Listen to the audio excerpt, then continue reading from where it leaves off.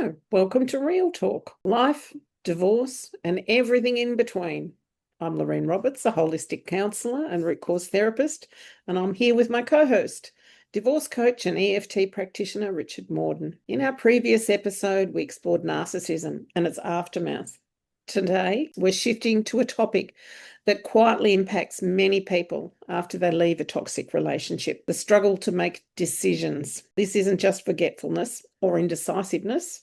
It's a deeper issue tied to how power, shame, and control rewires our ability to choose for ourselves. So many people leaving a controlling relationship, they find that they can't choose anything, like what to wear, what to eat, or how to answer a simple question even. Now, this isn't weakness, it's conditioning. And a lot of it starts long before the relationship. We've been taught to second guess ourselves, taught not to change our minds, taught that asking for help is shameful, that once you pick something, you have to stick to it. So today, we're going to pull apart what conditioning is. So we'll look at why decision-making becomes paralyzing after emotional abuse, or how our early childhood beliefs can reinforce that paralysis, the role shame plays in keeping us stuck, and how to start reclaiming your voice, one choice at a time. So let's dive in. Richard, how many people come out of relationships unable to simply ask for things and make simple decisions? And why do you think this happens? And where do we begin trying to rebuild that trust in ourselves? We've been conditioned to not ask for many reasons, but also, like you said, with decision-making as children, we were told to make a decision and then live with the consequences of it. So we were not allowed to change our mind, and therefore, in a sense, it was meant to, teach us to be decisive, to be strong, but it unfortunately backfired the way it was handled, because again, we were sometimes felt we had made the wrong decision, or we would have liked to have another choice, but our parents would say out of it, no, you made a decision, live with it. And as your mother said, you made your bed, lie in it. So we had to constantly live with that. But when that decision point comes and you realize you're stuck, there's a helpless feeling. You realize it's almost like, oh my God, I'm stuck with this now. And we didn't dare say anything back because again, their point was to make us strong. We're criticised for our choice. Yes. We're punished for being independent, or we're made to feel guilty for following someone else's preferences and not doing what they think we should be doing. So over time, our nervous system, absolutely sort of shuts down because it's dangerous, or there's shame involved in making decisions. So we learn to stay small. We stay quiet. We don't speak up, we avoid conflict, and we don't choose at all. What happens is we end up with partners who make decisions for us because they learn very quickly how they can control us.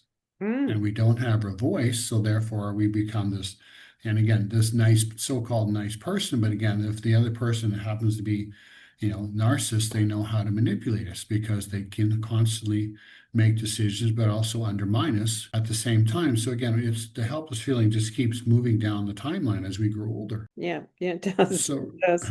and this helpless feeling. So, and again, you're not having your voice, never had it earlier. You don't know how to question because again, they know how, whether it's another type of personality that knows how to dominate us. And it happens in our employment. We get aggressive bosses that bully us when you think like that in situations. So you constantly become this person who just trying to stay small and manage yourself to stay safe. And there's also the belief that if we make a wrong decision, then we've failed, and it's a moral failing, and it's actually not a learning opportunity for us, where realistically in life we make mistakes, we learn from them. Yes. We can't change things that we don't make mistakes in the first place, and if we can't recognize, and that was never an option. It was always dun dun, you failed. And you're right. It's sort of a trap on all ends, right? Because making mistakes is natural. Learning something is natural. You're not going to pick up, like, say, driving a car, or at this time learning to drive a manual car. You're not going to get it right the first time. You're not going to get everything down. So that's part of our learning curve. But unfortunately, we were so, again, criticized for any mistake. Our nervous system become continually jacked up. We're in almost this tension mode of our life. So we don't realize how much pressure that puts on our bodies. Yeah, So, and again, we don't have our voice. We don't have our ability to speak up and ask or even think about could we do this another way? yeah, So it's a yeah. constant, we're just being shoved down, through our jobs, through our life, and we're in survival mode full time. Mm. Yes, that's right. That's right. Because it's too scary to make a mistake. So Yeah. we just quieten down. Yep, absolutely. Look at the focus. Our whole focus was trying not to make a mistake. How And much trying energy to does make that take? conflict. Yeah, and conflict, Yeah, avoid conflict at any yeah, stage because we can't yeah. afford conflict by making mistakes. We have to So, follow the narrative. It's crazy, isn't it? again, in relationships, and unfortunately, this plays out with our children. Mhm. As we're not making decisions in our life, and then we end up portraying the same aspect in our children and potentially the other partner who may take advantage of that. So the children aren't able to really make choices that we're hoping they don't make the same mistakes we do. Now that plays out into another area we could talk all day about. Yeah. But it's not allowing them to see their choice. And like you said earlier, we've learned not to trust ourselves. Mm. And then, a divorce happens. So there we are on our own after many years into these situations. And all of a sudden we're like, what do we do? How do we do? Where do we go? What do we want? Yeah. That's a question that I find a lot of people have no idea what they want. What do you want? I don't know. Make a list. And one of the hardest things I've ever done was I was told to make a list of 100 things you want. 100. Like, okay, I sort of got to I think it took me about 2 weeks to actually do because to come up with 100 was just Yeah. so much. And it also made me look at it wasn't necessarily physical things. So I didn't necessarily want, new cups and saucers and plates. I wanted relationships. I wanted other things which I'd never been able to ask for, so couldn't ask for. Yeah, good challenge So for everybody out there too. If you want to really work out what you want, make a list of 100 things. and go outside the box because again, you said it wasn't about things, it was maybe experiences, Yeah. maybe relationships, maybe the ability to sit down and have conversations, that were fulfilling and supporting, Yes. not giving yourself away. You sit down with somebody and end up walking away of doing, having to do things for them that you hadn't planned on. Mm. This is sometimes where the people pleasing comes in. We get caught up in all these things, trying to stay safe. So we keep busy doing things, but none of it's for us. And often when you come out of a narcissistic relationship, a toxic relationship, you defer decisions or you ask other people, what do you think? Do you think I should do this? It doesn't matter what anyone else thinks. It matters what you think. So stop trying to get it right. What do you want? And anxiety for making choices, like get over it. Family dynamics, so you just go along with it, right? Because you try and speak up and you get overrun. So you just go with the flow, keep quiet, and in there, you suffer. Yeah, well, the anxiety And comes because you're scared that other people are going to judge you for making a wrong decision. And really, so you need to know what your heart wants. Stop so obsessing over getting things right because you might not. But guess what? You're going to learn an awful lot if you make a wrong choice. well, and And maybe it's one like of the if you things you stop. want is to stop suffering about it. Yeah. Stop suffering. So how do Oh, we teach people, give people the chance to maybe look at these decisions after marriage, and how do we want to, how can they start doing things on their own that actually where they learn this? yeah, well, they've got to start with small things because if you've never made a decision or you're really anxious about making decisions, you need to start small. So don't wait for big decisions. Let's start with small things. What do you like eating for breakfast? Not what do you eat every day because that's what you've always done. What do you like eating for breakfast? What do you want to wear? And if you put it on and it doesn't feel right, change it. So look at your clothes. Don't second guess and say, does this look all right? And ask everyone for approval. How do you feel in it? Because this is about you. What music do you like to listen to? Not what have you always listened to before and what's popular on the radio. What is it in your heart that you like listening to? So you got to start with all the small little things, and stop And judging yourself and thinking others are judging you because others really realistically don't care, but you don't realize that. You think that everyone's judging you because that's probably what you've been told. So Well, good point, because most people are just busy with their own tasks now. They're not even listening to you. They're not. So, and we have so much available, men included, right? So you can change clothes, you can go on your phone and listen to music from all over the world. Mm. So we have so many choices available for us. And you said about talking about saying no, try little no's to things, either like no to a little request, or a no to some ad, or somebody calls you and that you kind of know, but you realize I can say no. No, I can't. Yeah. And you don't have to explain yourself, just little things, but those learning to trust yourself, because that no is a yes to you. And don't hesitate actually pausing, thinking about it before you say no. Because often somebody says, can you do this? And you go, oh, yes. What did I say that for? Oh, yeah. Realistically, stop, think about it. Do I really want to do that? Yeah. That will mean this is the consequences for me if I say yes to that. And I don't have to say yes. I can say no because I want to do something else and this is my priority. As you said, pause, give yourself a 10-second pause, or if somebody's asking you something, you can say, I'll get back to you. Practice that. I'll get back to you in an hour. I'll call you tomorrow. That gives you time to think about it. So even not saying no, you can delay your response, because if you've always been conditioned to say yes, do the no, or do the say I'll call you tomorrow, and then you just say tomorrow, I can't do this. Because again, you don't have to explain yourself. You don't have to give a reason. We think we have to give an excuse. Just say, I cannot do this, because that's not saying I won't. Just say I cannot do it. Well, we're taught not to lie. Yeah. You can't do it. And it's okay to change your mind and say, I'm sorry, I really can't do it now. It's also okay to ask for help too. Yes. So if you do have a big decision to make, like a really large life making, it's okay to say to someone, do you like this house I want to buy? Do you think it's a good idea I buy a business? Tell me your honest truth. Yeah. Not just, shallow. They may know things about it that you don't understand or don't realize. There's hidden aspects or other things with the business, right? So it's having that awareness that you have trusted advice. Yes. So go and seek out experts and ask for help, because this doesn't mean that you're weak. It makes you human. Yes.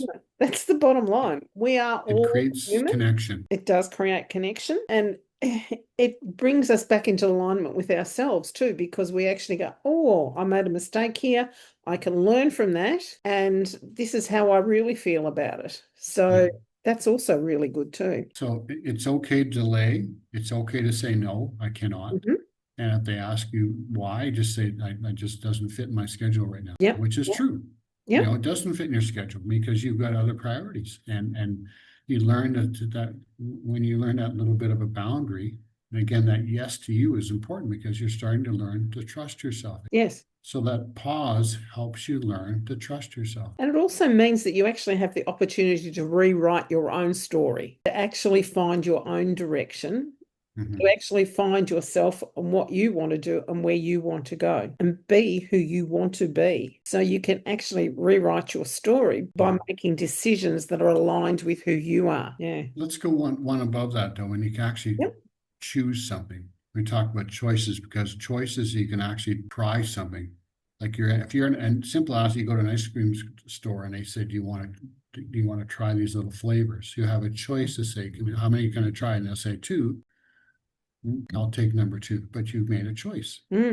Or you may ask, could I have a little, because they can put a little bit on the stick for you and let you try another ice cream flavor. You're creating a choice. Therefore, when you choose it, because I have clear of what I'm tasting, I'm choosing that one. And understand that choice is an opportunity to try something temporary, whether it's a conversation or it's say you want to try a 1-week fitness pass, go to the gym a couple of times, or here's a free week of fitness pass for a gym. Do you want to try a couple classes for free or a nominal fee before you sign a contract with this gym? Simple things which is okay. Then you go to a fitness class and you thought, I didn't feel right, but maybe another gym's offering something similar. You go to another gym. So there are options out there. You get to try things, not with your credit card down, like, online, there's always gimmicks like that, but things in life, you can actually go to to a meetup about maybe a club or something you want, like a meetup on a book reading club, and you love books, but you can choose to go a couple times, it's free, and say no, I didn't feel comfortable with the group, or the books they're talking about aren't my style of books. There's a choice. So you can choose another book club. Yes. That probably does a totally different topic. They do nonfiction, or another one that does sci-fi, and you've actually got choices. So there's many ways you can look at having an option for choices, learning to go test things, learning to test yourself in situations and social environments that could be fun for you. So we have this available to us again. So a lot, and that's very safe, very economical. And other ways, try a different coffee house, try a different direction when you're going to something, try a different route in the store, because we all get patterns. And none of this means that we're a failure in anything either. That's the bottom line, There's no failure. That we've failed. That means we've just tried different things. Yeah. I'm very big on journaling too. So if you really want to know something, journal and ask yourself, what do I want today? And what decisions have I been avoiding?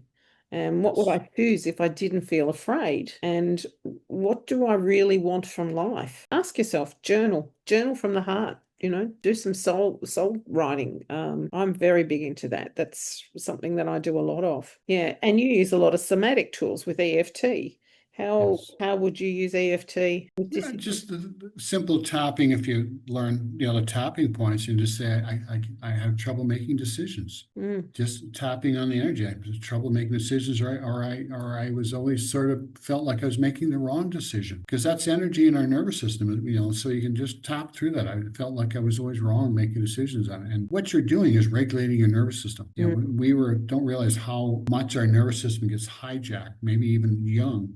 And we grew up with always this tension in our body. So we just simply, without trying to solve anything here, we're just acknowledging our truth. I always struggle with decisions, or I felt so ashamed of my decisions because I always felt like I was making the wrong one. Just speak your truth, tap on your fingers, like that, and just tap through it and these, and just the wording of yourself. You don't have to be perfect. It's the biggest thing. You're actually tapping. You're regulating your nervous system, and you're acknowledging your truth of your feelings. And that's so important to just acknowledge your truth, and because then you can start to really kind of feel a little bit of relaxing. Say, I always felt bad about my decisions. I felt I was wrong, but that's just what it was at the time. As you continue, that will start to lower the tension in your body. We're not trying to solve anything. We're not trying to cure anything. We're trying to give you a choice to feel a bit better about yourself and a bit less tense in your body. Yes. Actually, this reminds me of a conversation. I'm a little bit off topic here, but I was speaking to a mum yesterday who was saying, the guilt she feels over wrong decisions she's made. And I said to her, but at the time when you made the decision, did you deliberately set out to hurt the child in any way? Did you think it would have a bad consequence towards the child? And she said, no. Then you can't feel guilty, because you've got nothing to feel guilty, because your heart was pure in trying to do something. So decisions that you make that were wrong, they were right at the time when you made them. You cannot feel guilty now about making wrong decisions, because at the time they were right. But this is where the EFT comes in. You could say, I made the best decision possible, but I also somehow will attach guilt to it. Even though it was my best choice at the time. So I feel guilty. I'm feeling wrong about it at the after fact, but my intention was good. Just tapping on that will allow that feeling of guilt to sort of dissolve, because in truth, you were intent to do the right thing for the best outcome. Yes. You couldn't see the future. So tapping on, that's huge to tap on, to acknowledge that, because we've created this guilt feeling because it didn't, the expectations didn't arrive, so just tap on that. But again, you were doing good things with good intentions. Yeah. So don't ever let mistakes that you've made ever stop you making decisions into the future, because I'm sure the mistakes you made, you've learnt more from. Yes. And at the time they weren't mistakes. So keep making decisions, keep trying new things, because all you can end up with, if it's not right, is another great learning experience which you can get more out of than the mistake itself. When you look at history, it always puts it on big business, but for many people, so-called mistakes were a learning curve for them to help build successful businesses. So you think of these decisions when you talk about that we feel guilty. We've just created the guilt of because of someone else has said, but it's all about learning. You learn from mistakes. This is how we're meant to learn. You know, we're not here to get everything right the first time. There's no animal ever got it right the first time. You know, in all aspects, learning is having and we call it failure, but learning is having things not go the way we planned, whether we're driving a car or learning a new skill, a martial art, a crafting, a painting. It's all learning as you probe. You apply yourself through this, and then you learn to create the experiences, you know, because it's part of our growth. That's right. And even if you do make a mistake in a painting, you can always paint over the top of it. Or you can add some glitter or add some bits and pieces or make it 3D, and you can totally change the whole thing so it was never a mistake in the first place. Yeah. So the ability to decide for yourself isn't just something that just returns overnight. It's something that you relearn one choice at a time. If you spent years being told your voice doesn't matter, let this be your reminder. It really, really, truly does. You're not broken. You're just recovering and rediscovering how to listen to yourself again. Every time you pause and ask, what do I want? You're healing. You've reclaimed your power. Thank you for listening to Richard and Lorene.